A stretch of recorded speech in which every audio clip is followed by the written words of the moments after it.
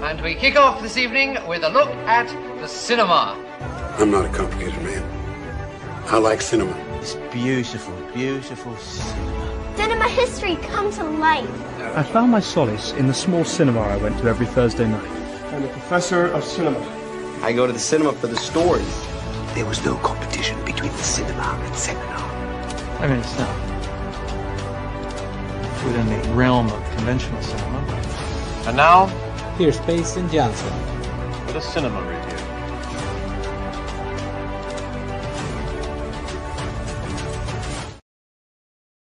It is Monday, November 10th, 7 EST, and thank you for joining me for another episode of Cinemaster's Reviews.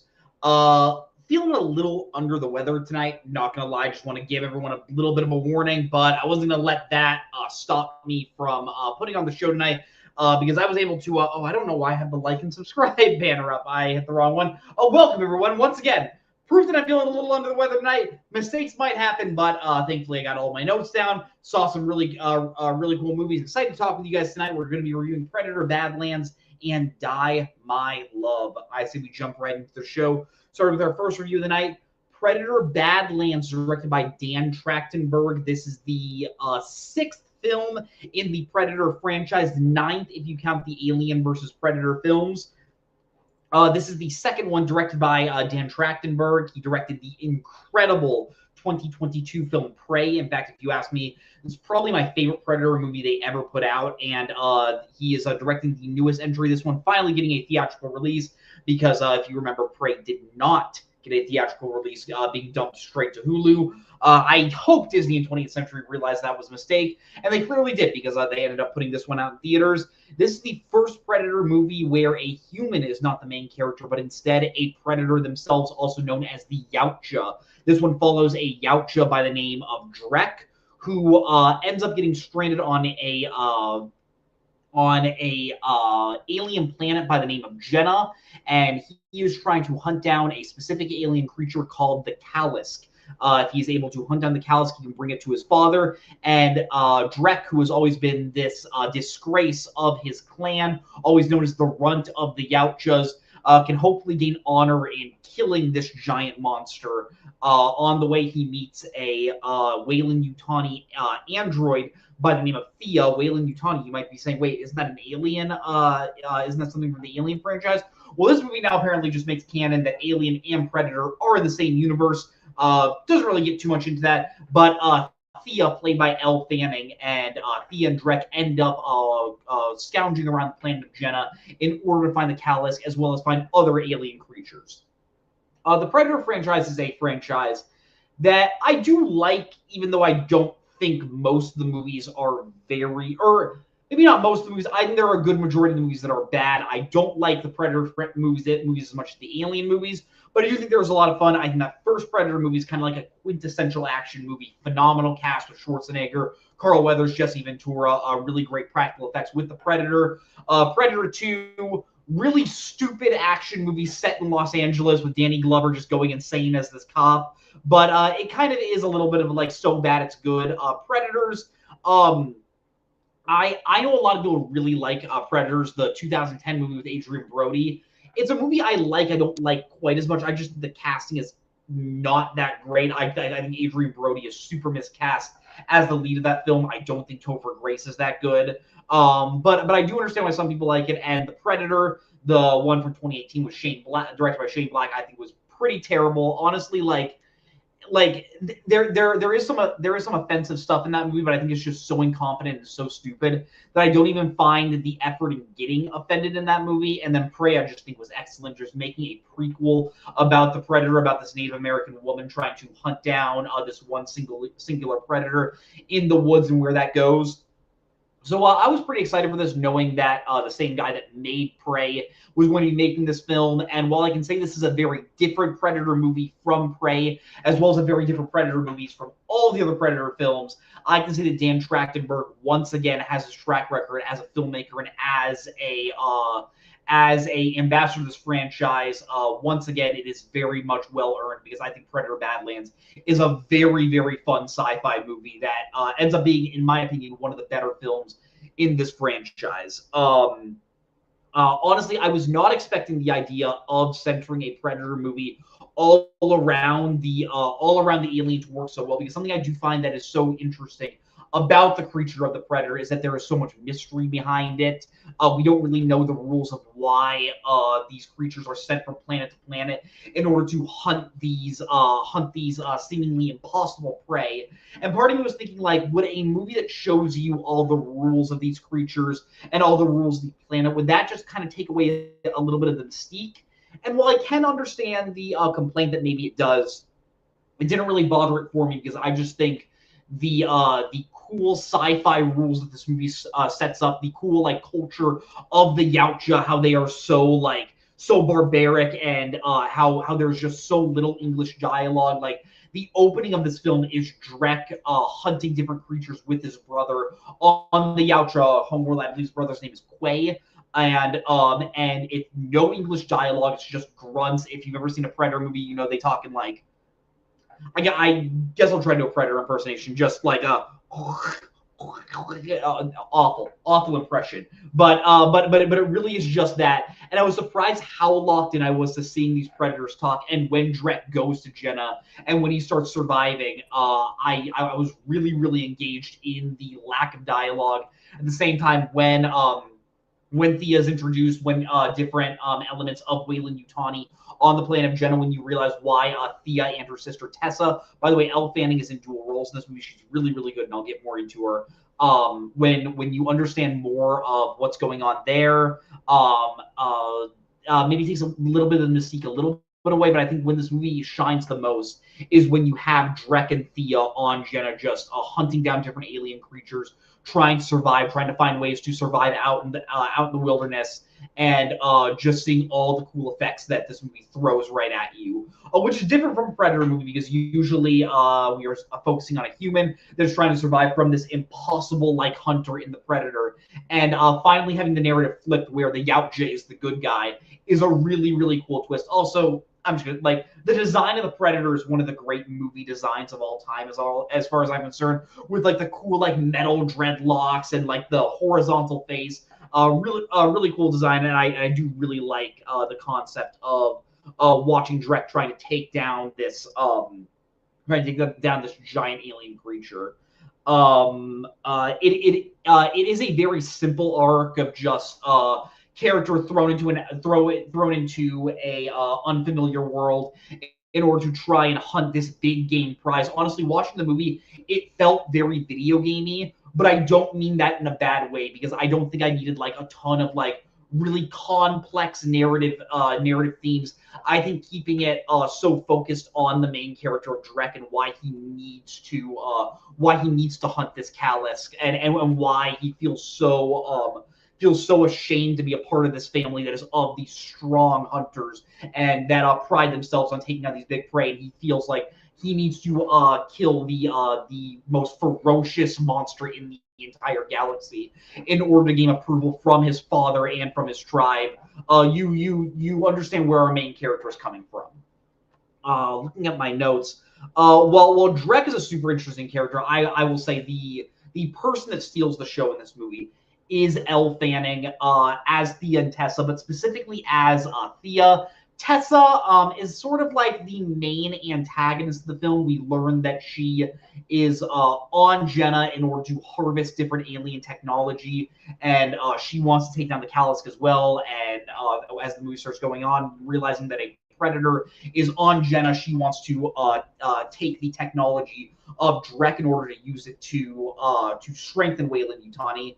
But no, Elle Fanning's performance as Thea is genuinely one of my favorite performances of the year. I think Elle Fanning does such a great job at playing this like wide-eyed, optimistic android in the best way possible. Like, this is a character that could get very annoying. If I could describe this character as another fictional character, it kind of feels like a notch below Edward and Cowboy Bebop. If anyone has watched that series, Thea's this very like smart, know-it-all creature that knows how to survive. but is very small in nature and needs others to protect her. Maybe doesn't get quite as crazy as Edward, but always has this big smile on her face. Always is looking at things in the most positive way. That is a character that could get so annoying. But Elle Fanning is so charming as Thea. I love that Thea is someone that even when Drek does do things to annoy her, because throughout the majority of the movie, Drek does not really get along with Thea. He genuinely views her as a tool, like he says at first, because when he meets Thea, Thea does not have any legs and is just sort of like crushed by a giant rock. And Drek says, "Hey, I'll bring you along because Thea has the ability to shoot lasers out of her eyes, use like her hands as like saw blades. So I will use you as a tool, but that is exactly what you are. You are a tool. You are not an ally." And watching their friendship grow, because Thea never wants to lose hope for Drek. Obviously, Thea, being involved with Weyland-Yutani, does she hold certain secrets?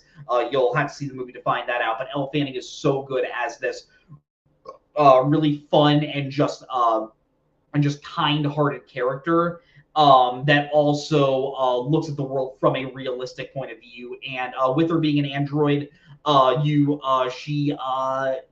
it does come into question, like, what is her purpose on this planet? Is her purpose just to serve? And like her realizing what her goals are as a person. Elle Fanning does such a great job as this character, and she easily is the part that steals the show. Hearing that like you have a Predator movie with this like, I guess, semi-jokey sidekick, you might think like, is this sort of like an MCU-ified Predator movie? I can kind of see some people taking an issue with that. I'm not going to pretend like I don't see what they're doing. There is another ally that Drek finds. There was another like smaller alien creature named Bud that Drek saves early on in the movie, which is a like four-legged silent alien creature that just accompanies the character. Very cute character. And the second I did see this character, part of me was like, okay, this character is just here to sell toys. This is the only PG-13 Predator movie. Normally, that would bother me with a long-running R-rated action franchise going to PG-13. I will give it the benefit of the doubt where every single character that Drek or any other character kills in this movie is either an alien creature, so it doesn't have real blood, it's like green blood, or it's a robot where there's no blood at all. So when you're watching a movie where there is literally no human death, I understand why it gets the PG-13 rating, and I'm not going to raise my eyebrows at that too much. Was that PG-13 rating probably? Did they probably try to get that in order to sell more tickets? Yes, but they did it in a creative way, and I'm not going to besmirch them too much for that. The planet design and the action are absolutely excellent. When Drek first arrives on Jenna, we have this like 5-minute scene of him just like chopping down trees and like killing other alien creatures and like really establishing himself as the main alpha alien on this planet.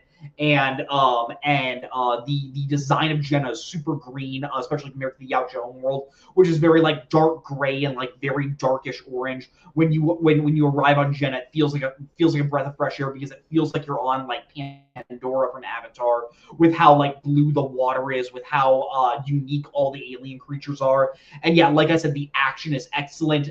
With there not being any human characters, Dan Trachtenberg knows he can just show Drek just like chopping up a bunch of robots, and it just feels so cathartic in the way just like all these limbs are dismembering. You see Drek like hunt down these alien creatures in really hardcore ways. The action hits really, really well. I think Dan Trachtenberg is great at directing action, and this is no difference from from Prey, because I think the action of Prey is great. This feels like it's definitely on a bigger scale, specifically in the climax of the film. But the bigger scale does not equal a downgrading quality to me. I will say, if I were comparing the action scenes to each other, I would say I like the first half of this movie a little bit more, when it literally is just Drek and Thea going from place to place, trying to survive, whether it's them. Like there's this really cool scene where they see a field of shard glass, as Thea says, or razor grass, I think is what they say, what she calls it, where if you touch the grass, it immediately pokes you and your whole skin is going to be cutting. And there are different aliens that start swarming and stampeding in this grass. So Drek and Thea have to get up into the trees, but then there are other aliens in the trees. Those are some of my favorite parts where you feel like these characters are really out of their element in this uninhabited world. They're just trying to survive. Towards the end of the film, where Weyland-Yutani starts to become more of an antagonist, and where Drek and Thea are trying to take down this evil corporation. Sort of goes into what you would expect from a typical blockbuster, where you're watching two characters just trying to take down this whole army of bad guys. Solid action, but just sort of things we've seen before. It's the first half when you are in those survival moments when Drek faces the Callisk towards the end of the film. Really helps establish like why the Callisk is this really threatening alien creature and why Drek feels so intimidated by it. One of my favorite scenes is actually right before the climax of the film, where Drek is going back and taking all the lessons he's learned from the planet of Jenna, all the survival lessons, in order to go and take down Weyland-Yutani. He goes and grabs a piece of razor grass. He meets characters that he's met throughout the movie in order to ally with them. And that is an excellent scene, to the point where, like, when we get to the climax where you have Drek in this Weyland-Yutani factory, it's maybe not quite as impressive. I will say the actual like final climactic moment of this movie does have a fourth act, without spoiling where it goes, and without spoiling where the movie goes, it does have a fourth act. And usually fourth acts really tend to bother me, because most films, specifically films that really plot themselves out through a 3-act structure and then just add a fourth act, it usually feels very tacked on. I will say I don't think this does feel tacked on, mainly because this element of the film that is the last note of the film is set up throughout the movie, so it doesn't come out of nowhere, and it is very satisfying watching this smaller action scene compared to the giant action scene we just saw, even though the action overall is really solid. Like I've been saying, Weyland-Yutani is an antagonistic force in this film. That's really the only alien reference we get in this movie. When I heard a Weyland-Yutani mentioned, I was really scared that, like, are we just trying to like really like sneakily give audiences another Alien versus Predator movie? Which, I'll be honest, I genuinely hate those movies. I think the first Alien versus Predator is bad. I think the second Alien versus Predator is abysmal, like one of the toughest movies to watch from a just pure lighting perspective. So I'm really happy we did get a ton of that. And the last element I want to talk about the movie is the score by Benjamin Wallfish and Sarah Schachner is absolutely heart pounding. I like throughout like when you think of the score to the Predator, you think of that really just iconic like da da da da da da da da da da da, and just feels very dramatic. And I think Benjamin Wallfish and Sarah Schachner do a really great job at capturing that feeling once again of just like there is danger around every corner, and our characters are doing everything to fight to survive. But that is just about everything I have to say about Predator Badlands. If I were to score this movie on a scale of 0 to 10 videotapes, 0 being awful and 10 being amazing, I'm honestly going to go very high, and I'm going to be giving it 8.5 out of 10. I think this is a great blockbuster. Honestly, one of the better blockbusters I've seen this year. If you want just a fun sci-fi action movie, this movie is going to will have your back. You have a ton of really fun scenes of watching these characters like survive out in the wilderness, as well as having some really fun heart-pounding action at the end. Elle Fanning is phenomenal, and this is a really, really great entry in the Predator franchise. If you want a fun blockbuster, I really would recommend going to see this in theaters. If you're not a Predator fan, this movie probably isn't gonna sway your mind on the franchise in any way, but I do think this is a really, really great movie that I would recommend you check out. But I said we head right into our second review of the night, that being Die My Love. This is the latest, directed by Lynn Ramsey. This is the latest film from iconic filmmaker Lynn Ramsey. Last film she did was You Were Never Really Here from 2018 with Joaquin Phoenix. This film stars Jennifer Lawrence and Robert Pattinson as a couple that is expecting their first child. The couple ends up moving into Robert's house, played by actually, what is Robert Pattinson's character's name? That Jackson's house. They end up moving into Jackson's house in order to raise this kid, and in order for Grace, played by Jennifer Lawrence, to focus on her writing. And once the baby is born, once Jackson starts ignoring her a little, Grace starts to go insane, go literally crazy, both from the pressures of motherhood and also from her own mental issues and what she feels like is ignoring attention from her partner Jackson. Lynn Ramsey is someone who I think she's a very, very good filmmaker. I really like You, We Need to Talk on Kevin, a movie she made in 2011 with Tilda Swinton and Ezra Miller. Absolutely adore You Were Never Really Here, but this is about something I think is really unique about Lynn Ramsey is all of her movies, she never wants to make a movie that is easy to watch. Like, it seems like every single film she makes, she's going out of her way to make it one of the more unpleasant film experiences you can have. And if I can just give a warning about Die My Love, which is a movie I really, really enjoyed. If you are not a fan of movies that really feel like they function to be unpleasant and feel like they are a chore for you, maybe saying a chore for you to watch is a bad word, is a bad term, but like really tries to make it so that you are not having fun while you are watching a movie, Die My Love is not going to be the movie for you. Like, this is one of those movies where I really like. I really can only recommend it to a select few types of people that really enjoy negative filmmaking like I do, because if you are someone that needs like a really positive outlook or some sort of like hopeful like hopeful narrative thread in your films, this is not going to be one of those, because Lynn Ramsey is trying to make you feel as uncomfortable as unpleasant as possible as she explores mental health in a young mother in Grace. Jennifer Lawrence absolutely carries this movie on her back and gives a very weird yet powerful performance. Like, there are several scenes in this movie where when Grace and Jackson move into this house, it's out in the woods. It's very isolated from everything. They're surrounded by all these fields. And you'll just have scenes of Grace just like crawling outside in the tall grass, just like trying to get away from everyone. And then she sees like Jackson playing with their kid, or their kid's grandma, played by Sissy Spacek, who is excellent in this film. And you just see the contempt on Grace's face, and you just feel the anger in her face that they're ignoring her, that they're giving so much attention to their kid, even though like there was something so clearly wrong going on in Grace's head. And Jennifer Lawrence plays this tricky part very, very well. There are a lot of scenes in this movie where I feel like it does feel humorous with how over the top it is going.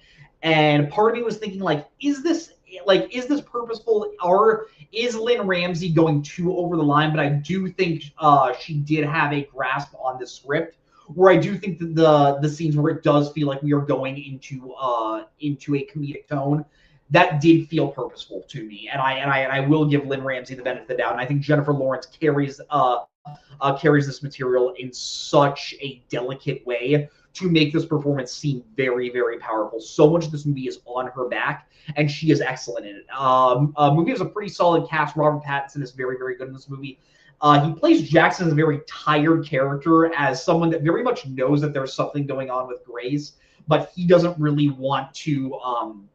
He doesn't really want to bring attention to it, because he feels like he is out of his element in trying to address her issues. And I think Jackson knows that nothing he does can make Grace feel better, which is really sad. Like thinking about this movie more and more as I think about it after I've watched it, this is a very like hard to think about movie, as well as just a hard to watch movie in the moment, because Lynn Ramsey doesn't pull any punches. It shows a relationship that is toxic in a way that is not like super obvious. Like, like neither partner is like abusive to each other. Jackson doesn't hit Grace.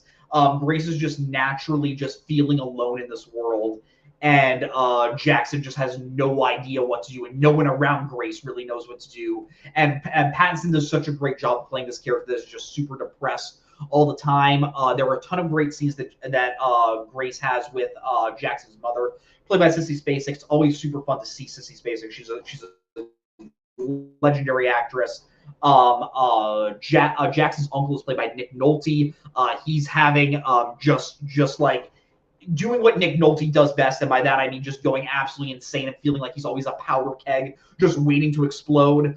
Keith Stanfield's in this movie. Doesn't really have a ton to do, but his character does serve a pretty important function. Don't want to get too much into that with spoiling. What I will say is something I did find really, really effective about this movie is Lynn Ramsey does every single, like, not only does the story feel like it's taking every step to make you feel unpleasant, the way Lynn Ramsey directs this movie is kind of masterful in the way of, like, every little choice she makes is to make you feel uneasy.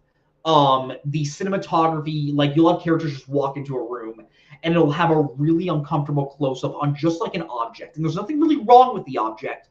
Just the way the camera is focusing on that, you just feel like you just want to look away. Like Grace will walk into a room and it'll start just like zooming in on just a pair of shoes. And there's just something about the shoes as you watch that you just sort of like wince, like what is going on? Why is everything happening this way? The sound design. This movie doesn't really have any jump scares, but it has a lot of sound scares. The sound design in this movie is so dang loud that I have to applaud as to like how many moments you'll just have characters talking, and then just like something will drop and it'll be like glass, and you'll have like the loudest form of glass shatter, or like you'll have a car horn just like blast, so that way you never feel like you're at ease just watching these characters talk. Because there are a lot of moments where you do just have these characters talking, trying to explain what they feel, how they're feeling, but they don't really have the emotional capacity to explain their mental stability at the moment. And then just you feel like you were in the characters' minds because the sound design just feels louder, and you feel like you're in another world with all the technical aspects that Lynn Ramsey uses to create a very uncomfortable setting in this film. I will say once again, this is a very unpleasant movie to watch. This is not a satisfying watch in any way. Don't expect this movie to end with tying its conclusion like a nice little bow. The ending just sort of like honestly kind of happens, and the characters, and it honestly feels like one of those endings where the story is not over, but our experience of watching the movie is over. And to a lot of people, that's going to be very unpleasant. But to me, I really appreciated what Lynn Ramsey was going with this movie. But I just want to say the ending does not really give you any sort of satisfying conclusion in where the characters end up in the end. The whole movie feels hopeless. It does a really great job of keeping the viewer at a distance and always making you feel like you were an observer, and in no way do you feel like you were a participant in the story. You are just watching these characters at their mental wit's end, and you just kind of feel hopeless because there's nothing really you can do as a viewer. I know that is not really a type of film that everyone loves, but I found this movie very, very effective, and it really did work for me. If I were to rate this movie on a scale of 0 to 10 videotapes, I'm going to give it a flat 8 out of 10. I also think this was a great movie. Been reviewing a lot of really, really good movies so far this recently. Always fun because that tends to happen as the year ramps down, especially going into Oscar season. But yeah, I think it's really great to have a Lynn Ramsey movie back in theaters. No one does really like unpleasant stories quite like her. Jennifer Lawrence is giving an incredible performance. Just feels gross as you're watching, but doesn't feel like we're exploiting these characters either in how it shows mental illness, and also how it shows just these types of characters in their living condition. Doesn't really feel offensive in any way. And while it's not going to be for everyone, it definitely was for me. I would recommend seeing it in theaters if you are into this sort of movie. If you're not, I would not recommend seeing it. But if you are like me, that you really like challenging films like this, I would highly recommend you go and see it. But yeah, thank you all for watching. That brings an end to Cinemaster Review this week. Remember to like and subscribe to the video store. It helps grow the channel a lot.